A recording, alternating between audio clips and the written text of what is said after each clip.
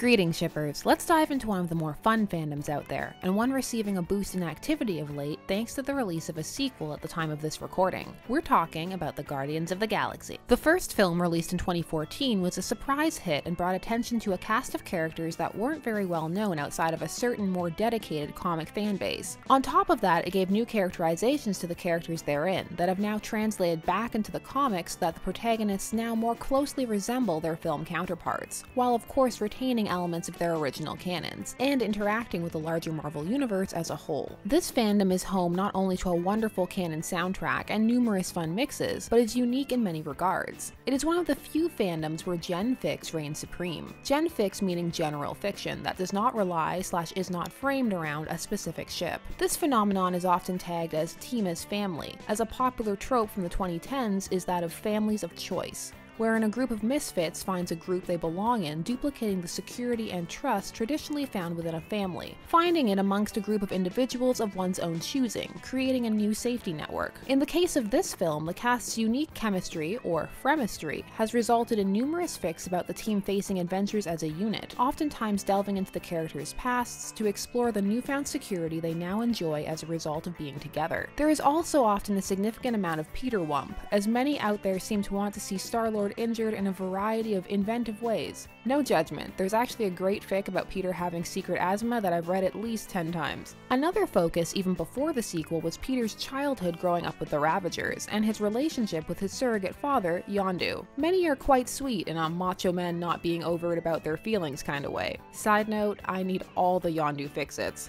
That's not to say there is no shipping, because it's fandom, so of course there is. And it veers from admittedly a little odd of Peter Quill and Rocket, which isn't odd based on their personalities, more so based upon the rather large and obvious difference of species. There is also Starmora, in a rare acceptance of an original works canon pairing. People are very much willing to explore this couple's unspoken thing. There is also the pairing of Yondu and his first mate Kraglin, which often ties into the two co-parenting a young Peter Quill, which is adorable and intriguing, as the two barely interacted even though they shared several scenes. Something about him standing supportively in the background really got people going. People also of course reached for one of their favorite bicycles to give the world Stark Quill, the pairing of Tony Stark and Peter Quill, stemming partially from the comics and partially from the excitement over their inevitable meeting and many people's sympathy for how lonely movieverse Stark was at the end of Civil War. He needs all the hugs, whether they come from space or Doctor Strange's cape. And there are of course more, like the very dark Peter / Ronan the Accuser, which had a fair bit of traction for a while following the first film, and it was not all dance-offs and hand-holding. Instead, it was pain and intense Peter Wump,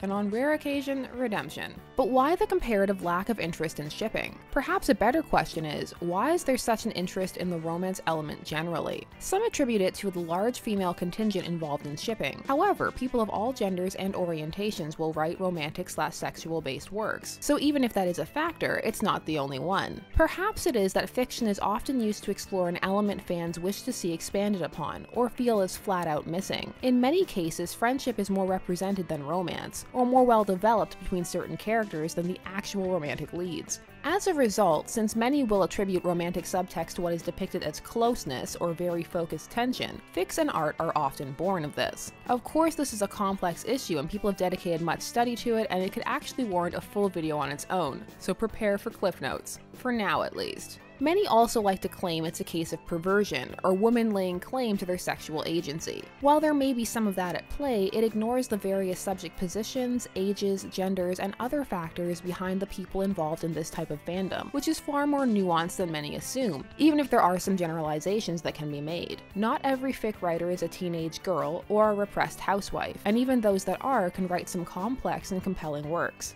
There are good fics and bad fics out there written by all kinds of authors. So in the case of Guardians, it can be noted that friendship elements were more compelling for many than the potential romantic ones, which may also have been blocked thanks to the eclectic nature of the characters in terms of appearance and species. The truth is, each work attracts different types of fans, and for those who love and connect with families of choice, romance can sometimes skew the team dynamics in a way they're not interested in, particularly when the team seems to get along so well, in a way that say the Avengers do not. As while while that team works well as a team, there is also a fair bit of anger and dysfunction directed at each other to explore just beneath the surface. While much of the Guardians' anger is external, directed at outside factors rather than each other, aside from typical bickering. Well, typical for a band of space mercenaries anyway. So for people who are a bit shipped out and want some Gen in their lives, this fandom may be for you. And it also has ships for when curiosity gets the better of you. Which, who are we kidding? We all know it will. In general, it's a good time full of feels. Check it out if you're interested and want even more of the Guardians of the Galaxy. Are you guys fans? If so, what kind of fics do you like? Share all your thoughts as always down below. This has been Shipper's Guide to the Galaxy. Thanks so much for watching. Don't forget to like, share, comment, and subscribe. Turn on that bell notification to never miss a vid, and as always, stay tuned,